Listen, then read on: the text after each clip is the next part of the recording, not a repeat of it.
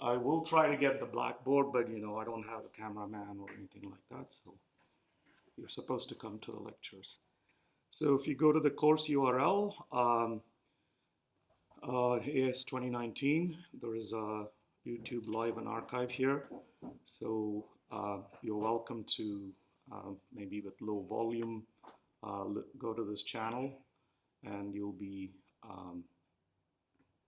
it should be live now. I don't want to. Maybe I'll quickly check it. So if you hit this live now thing, you should be able to see it or hear it like a few seconds behind. So okay, hear it like a few seconds behind. All right, so I will archive it in the playlist where I made the videos for how to download some content later. So today's topic is, so where are we? We are on lecture 7, and we are almost at notebook 7. So I very quickly went over notebook 6 last time. So essentially it is about playing directly with real data. So often you will, for example, I'll try to hunt this down. There is a Swedish agency that's made a lot of the mineral deposits all over Sweden free, and there's actually a global agency that's made the mineral deposits all over the world free, right? Which means, you know, if you want, you can, you know, eventually try to find where certain precious minerals are, right? So you could maybe reduce the load on, you know, people when you ask Alexa certain questions, right? Back to reading comprehension in assignment 1. But for these kinds of publicly available data sets, you will need to do this kind of stuff. So you will have to go to some website, and then usually they will have their own protocols. You know, in this case, this is New Zealand's quake search,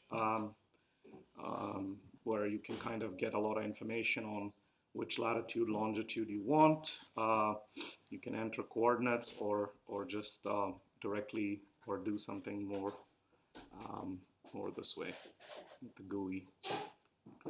So you can sort of put a box over there, so then you can get latitude, longitude, coordinates, choose regions. You can ask what you want, the depth of the epicenter of the earthquake, the magnitude, etc., etc. So of course this will depend on the problem. If you go to the weather centers in Gothenburg or Uppsala or Stockholm, they have their own protocols.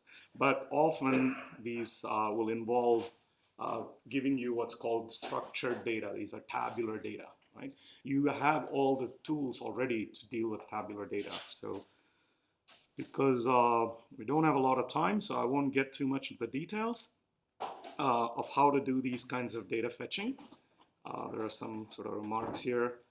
This kind of thing won't be in the exam, but you see here is the actual URL. So I did some manipulations on the website, and then this is the query it composed, right?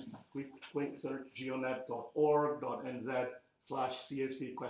Bounding box or vbox equals blah blah blah, and start date equals and end date equals, and so these are, you know, essentially how it works, right? So you can learn about these things in more detail by Googling or taking courses or both. Okay, so at the end of this, what you will basically get is a CSV file. So the earthquakes.csv file we have already in your data folder was mined like this a while ago. Okay. So that's what these things are showing you. So if I ls data, so these are all the data sets that are in your data folder. So these are all fair games for assignments or exam questions, right? So we already played with Pride and Prejudice. Maybe we'll get into rainfall in Christchurch. We'll see how things go. But we'll definitely get back to CO2 concentration for the linear regression example. So the CSV file, the head 3 gives you the first 3 lines. You can see there's quite a lot of information. So of course you have to work with domain experts, probably geologists or what are those guys called? Seismologists who study earthquakes, you know. But we're not going to go, you know, write a paper in some, you know, some journal just to sort of. So here is 411 lines in this small file. The other file has a lot more. And then you know all the primitives, you know, with open as f, you can have a reader, f.read, and that's an iterator. That's why we got you studying iterators, because when the files are too big, you need to iterate over them, okay, because you can't materialize the whole file. Yeah, so this is just some examples, you know, just to recall. So we're not doing a lot here. Let's just load this. So I'll tell you something about JMOL, which we will see soon. The length of the data, and here's my data list 0. So for data in data list 1 to second last row, I'm splitting by comma, and I'm loading my data, just the row 4, 5, and 6. So that's 0, 1, 2, 3, 4 is longitude, 5 is latitude, and 6 is magnitude. Okay. And then I'm sort of creating a tuple of floats. I'm doing a list comprehension to cast each string that's coming in into a float, and then that's my tuple, my float data, and then I'm appending that tuple to this list that's empty in the beginning. So in the end of this, I'm going to have the following, right? So if you want, you can find out what we have accumulated, my data. So you can also do tab completions in Jupyter Notebooks, so you can choose, you know, it's that's the list we created, right? What is it? Latitude, longitude, and magnitude of the earthquake. So then points, you can call points for 2D or 3D points, and then it's using something called a JMOL renderer.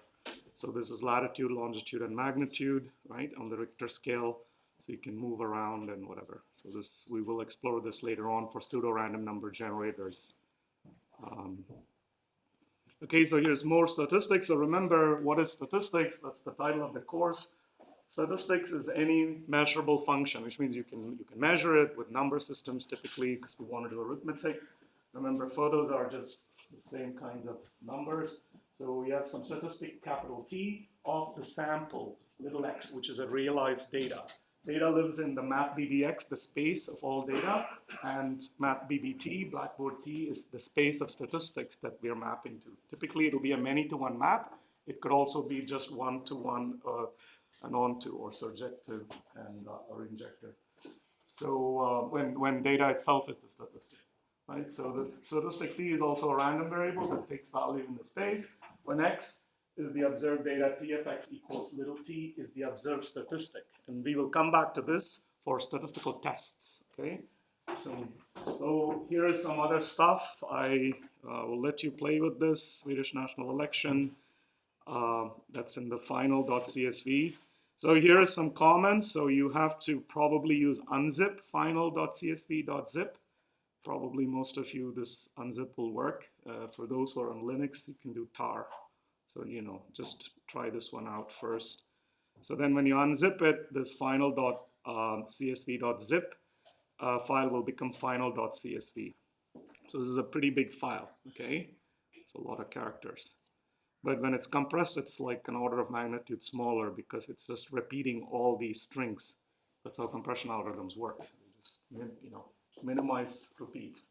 So I just am counting how many lines are there.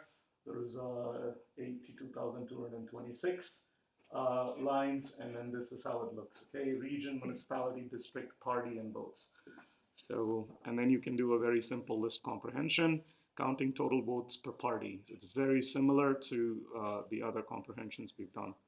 So you can kind of go through this yourself and understand. So what we've done is now counted for each party what is the total number of votes across all of Sweden. Okay. So, and then if you want to do some sorting by descending order of votes, you can just use the sorted method. And so you don't have to memorize the syntax, right? If the syntax is in any of the notebooks, it's going to be in the exam. because you will have all of these notebooks in the exam as your open notebook exam. Okay. Okay, so here is a quick thing on geospatial adventures. This is more sophisticated, but I just, we don't have quite the skill set here. You will pick this up later, because what you really want to do is to take the city and county maps of every district in Sweden, and then there's actually the Swedish Statistical Organization. Does anyone know the name? Yes. Say it again. SCB, yeah, Statistics Central Bureau or something. Yeah, so they have all kinds of information that's publicly available, pretty much, like income, what languages, homespråk, all sorts of things. So you can overlay that, and people have done a lot of these kinds of regressions, which you're only seeing the baby version of it. But to do that, you need to get into what are called geospatial analytic tools. And they're not that complicated. In fact, the way this course is designed is you have all the primitives, so you can get into OpenStreetMap's Overpass API and actually understand all of this. It's all Python using requests API and JSON. JSON is JavaScript object notation. It's the way to transmit really interesting objects in the random access memory as a pure string, as a file across computers, right? So again, this is not going to be in the exam, but it's this simple to find out, let's say, an amenity called the Biergarten, which is like German word for drinking beer outside, I think. So these kinds of amenities are on OpenStreetMaps, which is it's like the whole world is working to come up with a shared resource, unlike Google Map or all these proprietary maps, right? Like Apple's map. This is like a volunteer-driven one. So you can basically do a little bit of coding and then NumPy thrown in to get some matrices, and boom, here's all the locations of beer gardens in Germany. But this is just for fun. Okay, so let's continue. Today's topic, we're now shifting gears. We are now moving into pseudo-random numbers, right? To understand if the data has any meaningful statistical pattern, we have to first understand what it means to be completely random, okay? This is a very deep philosophical problem, right? What does it mean to be completely random, right? So that's what this topic is all about.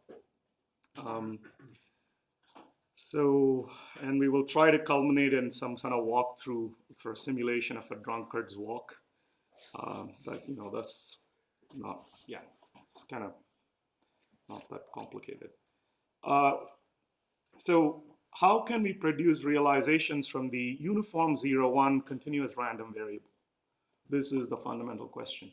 If we can produce realizations from the uniform 0-1 random variable, then there is a very fundamental theorem of simulation that says you can produce samples from any random variable, random structure you can imagine. Okay, if it's mathematically well-defined and probabilistically well-defined, then there is just some transformations you add to independent samples from the uniform 0-1. Okay, so we will see examples of how this is for simple cases. So when we call random in Sage, right? So what is going on? So every time we call random, so if I control enter, I won't leave the cell, and see every time it's changing. And we always, so far, abstracted this like a black box, right? When we did randint or whatever. So now let's actually roll our own pseudo-random number generator. So the theory is modular arithmetic, right? Which is basically clock arithmetic. And some very elementary number theory is actually under the hood to produce what are called pseudo-random. Pseudo means false, and random, pseudo-random is number generators, right? So what can we do with samples from the uniform 0-1 random variable? Why should we even bother? It's like, oh, Raz, I can just use these packages and just do it. Well, yeah, you can do it, but it's going to bite you, in 5 years. So you need to really understand what are the limits of random number generators.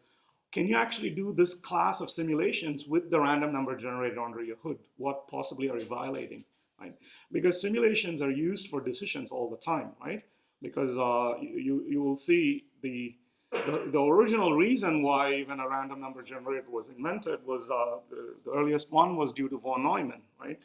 So he was in the Los Alamos in Manhattan project, and when he and Ulam, these were some good mathematicians, when they got stuck on the mathematical problems, they knew the mathematics was too complicated. There was no solution. There was no analytical solution. And these problems are very concrete, like how much critical mass do you need in a detonator for Fat Boy, right? The atom bomb that was dropped, right? So that problem is not something simple you can solve mathematically. So they had to do something else. And they had their own computers at that time, right? With valves and whatever. So von Neumann came up with this very simple idea called the middle square method. There is a link to it in Wikipedia.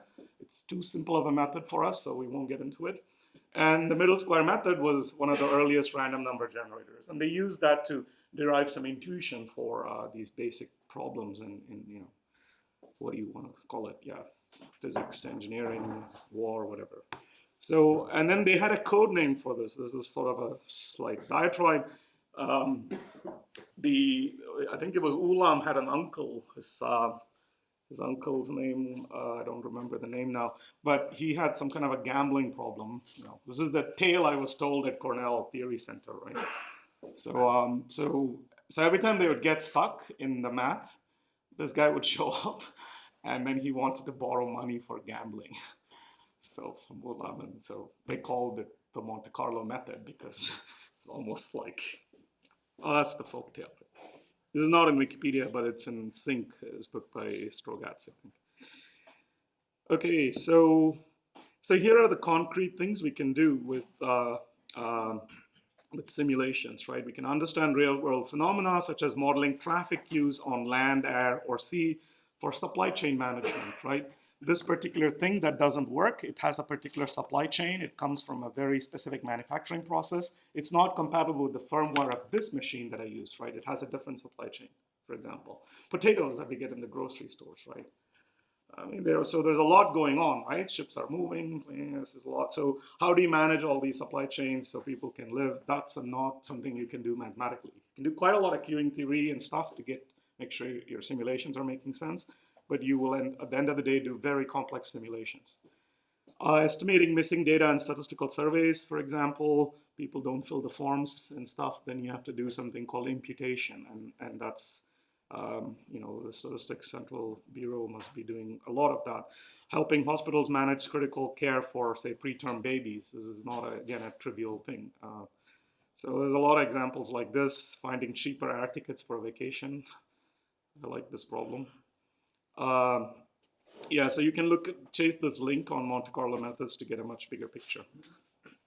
So that's what we've done here. So it's a broad class of computational algorithms that rely on repeated random sampling. Deep learning methods and a lot of the AI methods are, intermixed with Monte Carlo methods today. Okay, so what's our starting point for Monte Carlo methods? It's modular arithmetic, right? So modular arithmetic, or arithmetic modulo M, is our main theme here. So what is modular arithmetic? It's just this type of clock arithmetic. So we have 0, 1, 2, 3, blah, blah, blah, to 12 in a clock. If we add 4, we go here. If we add 13, we go back to 1. That's basically the idea, right? So you guys have seen this. So this is how we would code this. The percent symbol, in MATLAB, the percent is comment, right? Isn't percent comment? Yeah. Anyway, so here it's not, it's a binary operator, right? So 14 mod 12, this is how you would write 14% 12. So 14 mod 12 is 2 because, you just go. And then, you have a clock with 12 as the modulo, and then so you go 2 over, that's all. 0 to 23 hours, this is how you can, for example, create this range list, and then I'm just printing it. So that's my list. So then I'm just doing a list comprehension, right? X mod 12. So this is our AM and PM clock. Okay. So here's another example. I can turn that into a set, and then I realize that's just, these are the unique numbers in that module, right? There'll be 12 exactly. So that's just a brief explanation for modular arithmetic. Some of these things may be too easy for you guys. So modular addition and multiplication with numbers modulo m is well defined. Do you think it's a bit dark here? Or should we get more light? I don't know how the light will be working.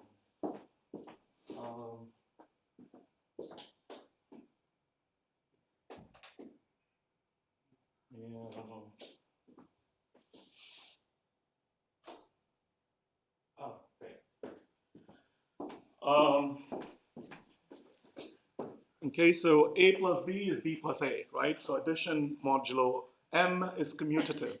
A times b is b times a. Multiplication is commutative. A times b plus c is a times b plus a times c. So multiplication is distributive over addition. It has the same properties of real arithmetic. If a is co-prime to m, that is, it's not divisible by any of the same primes, okay?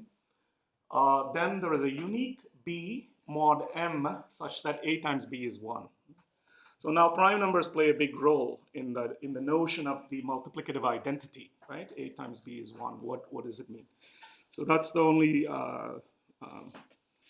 one and the most important difference between modular arithmetic and just real arithmetic. So let us make a matrix of results from addition and multiplication modulo m.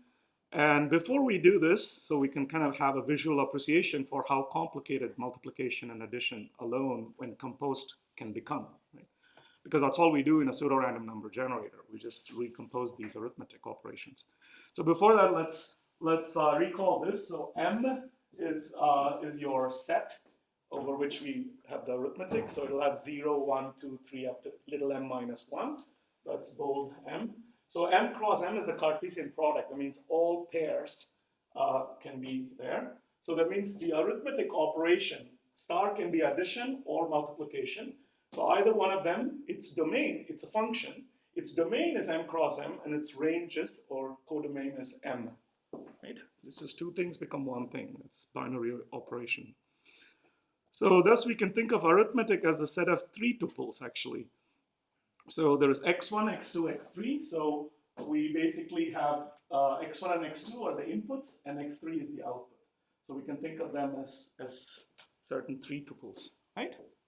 M cross M cross M, that's all.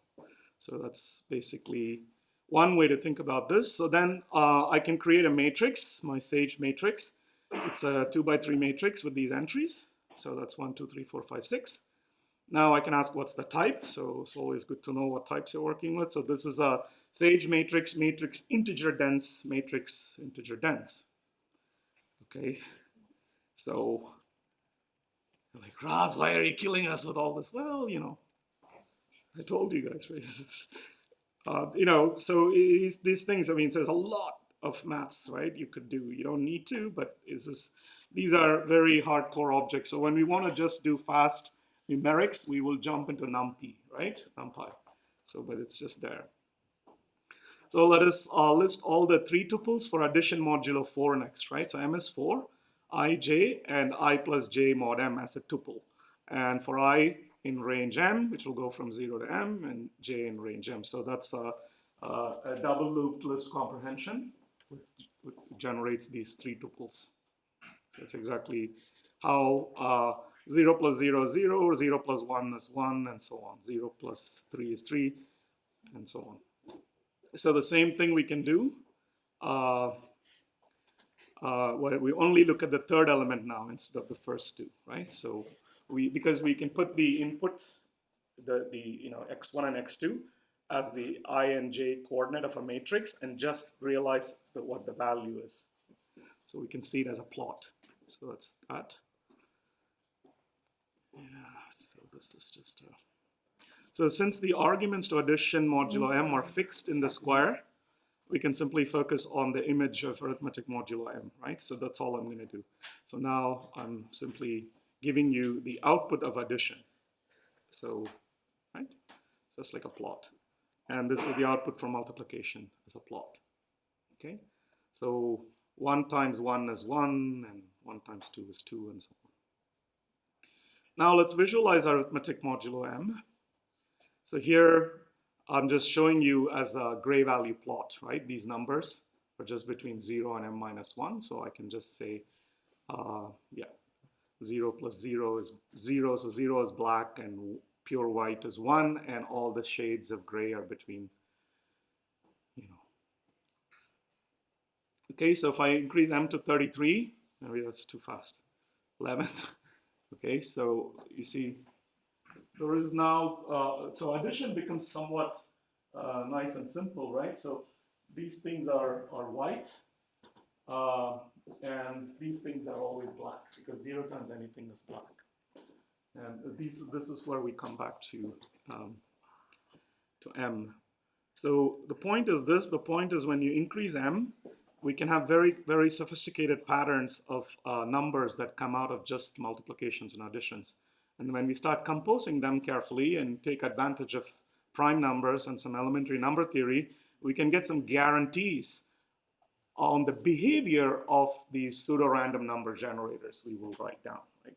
So pseudo-random number generators are discrete dynamical systems. What do? They just take some particular xi, and then they get xi plus 1 as some function, some arithmetical operation of the previous one, okay? So that's what I mean. Okay, so let's, okay, so you can kind of, well, this is maybe too easy for you guys. So anyway, u-tries, so here are some u-tries. You should be able to understand a bit about what's happening. I'm gonna let you do this on your sort of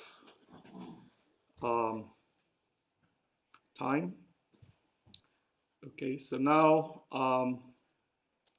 so here is a modular arithmetic in Sage Math. So we can use capital MOD. This is a way to do it in Sage Math. Mod 8, 12 is my mod int. And then if we ask what is the type of my mod int, now we have a finite ring integer mod int. So we can ask what's the parent of my mod int. It's the ring of integers modulo 12. This is an algebraic object. We can compare my mod int to a normal Sage Math integer, my int. Of course, you should know that this is just an integer, and this, the parent of a normal integer is actually the integer ring, right? All of z. Okay, so that's just some, and I can add, because I've defined that type, my mod int, to have the right mod, I can directly do +6 and so on, because it'll inherit the type of this guy. But this guy, so this is the polymorphism we saw in the first week, right? Revisiting polymorphisms. So, okay, so multiplication is the same, and so on. Yeah, so this is already 2019, right? So, yeah, so, oh yeah. So this is, I was born in 73, so.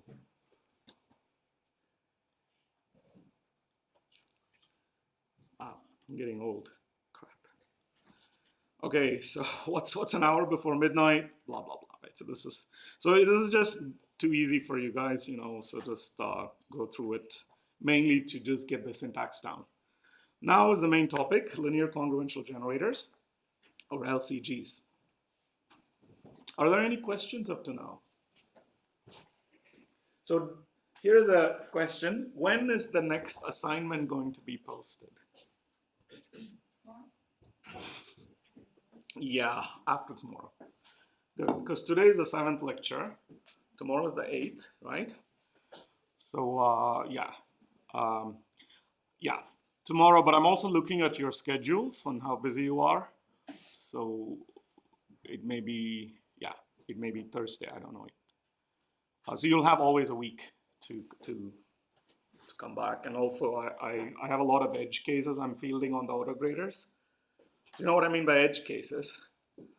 Okay, because you know, I'm like the autograde guy and the cameraman, and you know, I'm just one dude, so just be patient. You know, so I'm doing my best, but yeah. But the first assignment was meant to be easy. It was meant to just get you guys on the platform, know the ropes of how to submit and things like this.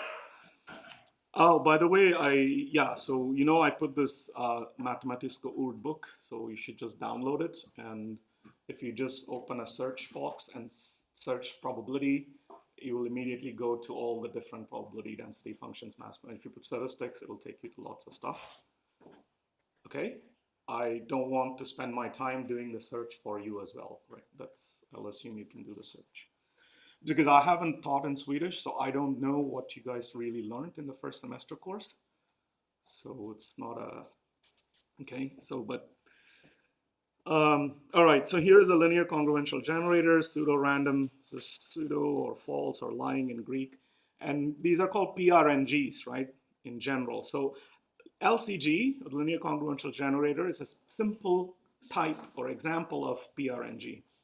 Okay, so here is how we make LCG. We have to have a modulus m, which is greater than 0, it's an integer, an integer multiplier a, which is between 0 and less than m, an integer increment c, the same way, can be between 0 and m minus 1, and then an integer seed x sub 0. The seed can also be anywhere between 0 and m. And then finally, we need an integer sequence length n you want to produce. So how many samples do you want from the linear congruential generator, right? This is for your simulation. So using these inputs, the LCG generates these numbers, x1 through xn minus 1, because we have x0 as the seed also. And then xi plus 1 is calculated from xi in this particular way, right? So I said this is a general function. So for us, LCG is so simple. It just takes the mod of a times xi plus c mod m, right? It's just one multiplication and one addition. It's that simple. So yeah, this is just pseudocode for gets, right? Okay, so that's basically it. And so what we want to do is have a function whose parameters are m, a, c, x0, and n.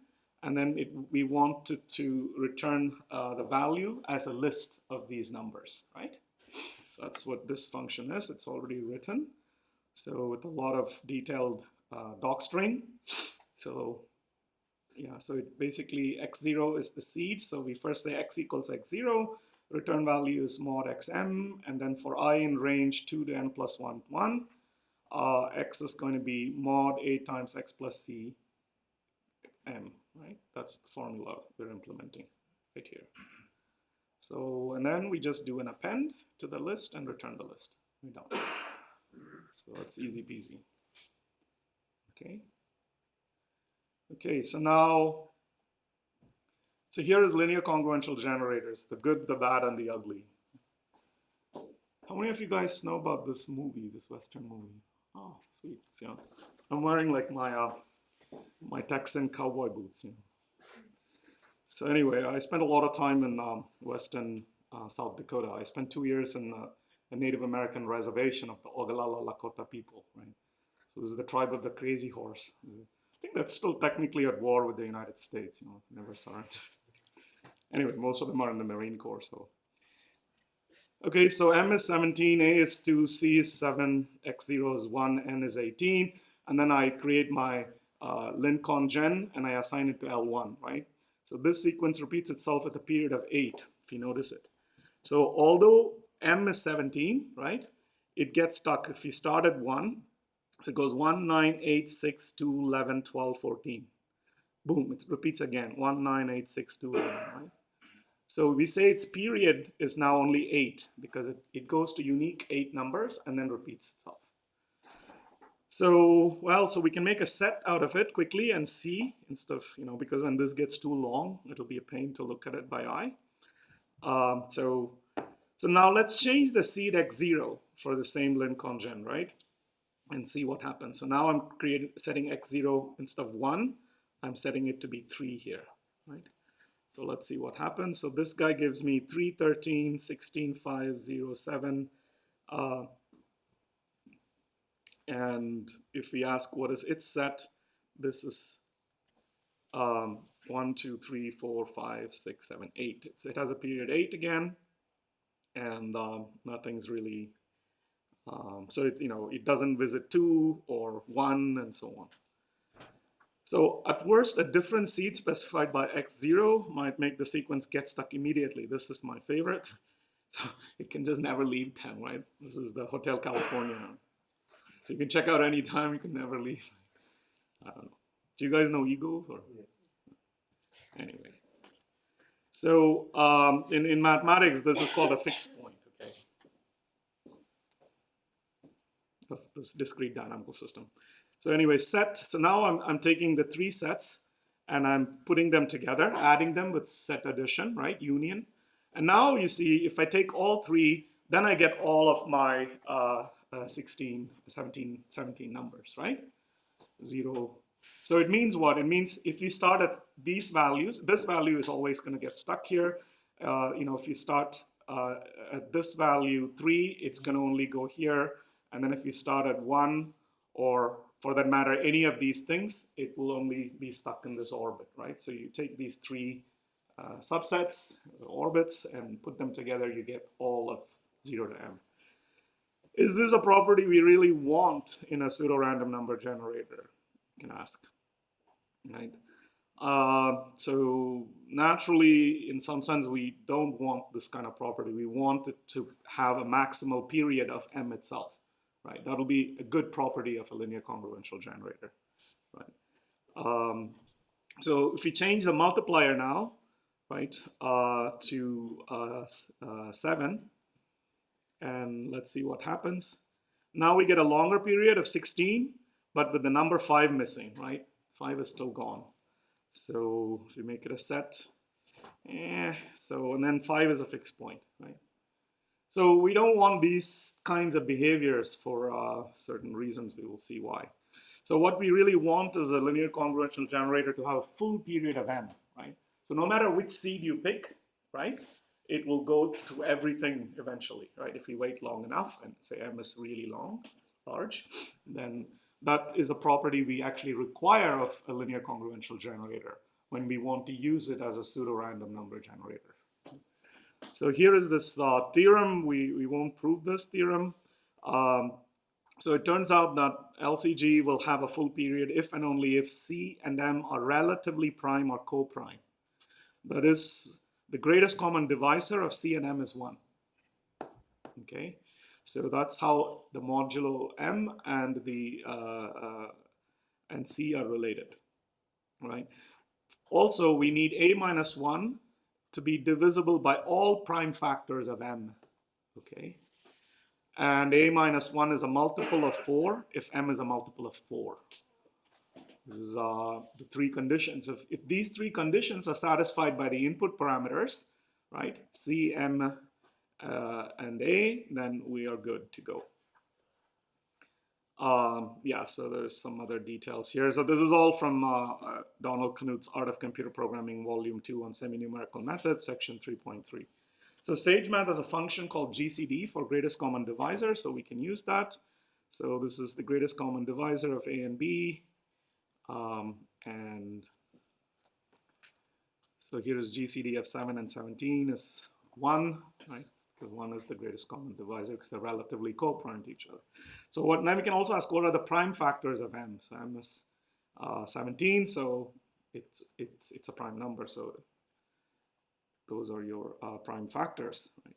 So now we can take a really big number and do this. This is the reason why we're using SageMath, because it's using the best provable open theorems and libraries, code libraries for prime factorization, which is a very difficult problem, right?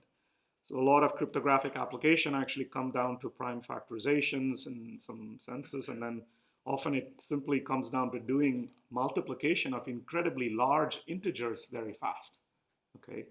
So Sage was originally developed by a computational number theorist. Okay, so MACX0N is now, because of this tuple method, we can assign them all together instead of one by one. So M is 256, A is 137, C is 123, and so on. And now for this set of tuples, let's check if the greatest common divisor of C and M is indeed 1. Oh, it is. So one condition of the theorem is satisfied. Are the prime factors of M. So here are the prime factors of M. Then we have to check if A minus 1 is, which is 136, is divisible by 2. Okay, so yes. Then the other condition is satisfied. And then finally, a list comprehension check for an M with more prime factors. So, nope. So M is a multiple of 4. We check again. And then finally, if M is a multiple of 4, which it was, then A minus 1 is also a multiple of 4. So we're good. So this is basically checking the conditions of the theorem, right? I might have an assignment like this. I don't know. So here is the parameters. These specific ones we just checked, they do indeed satisfy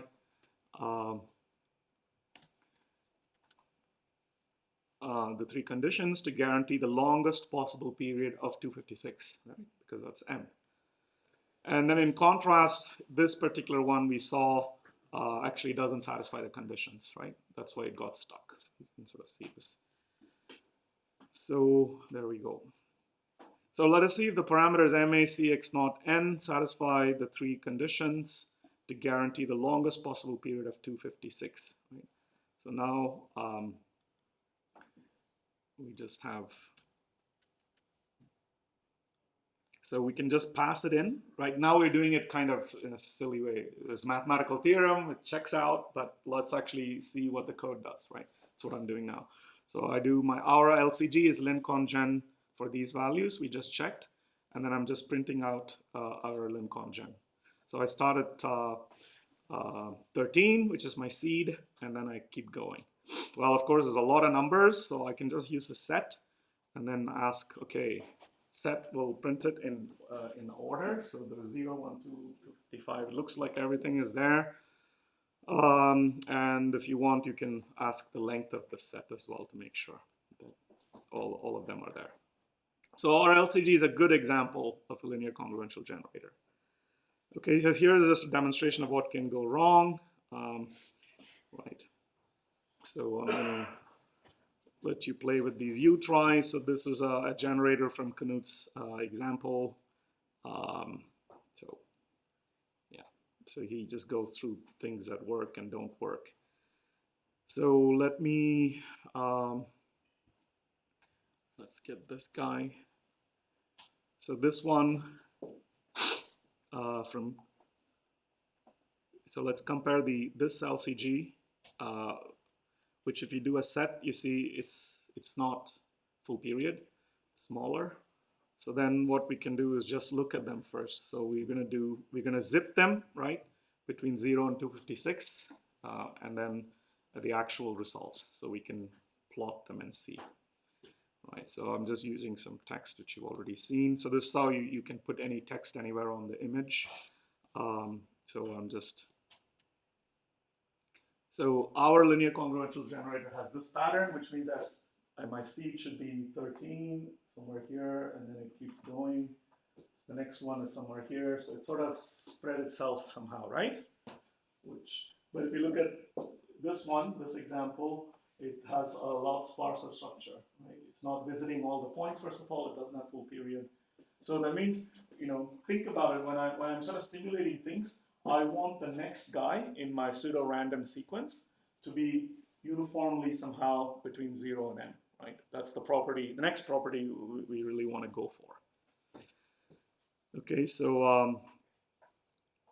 okay, I'll stop. It's 9.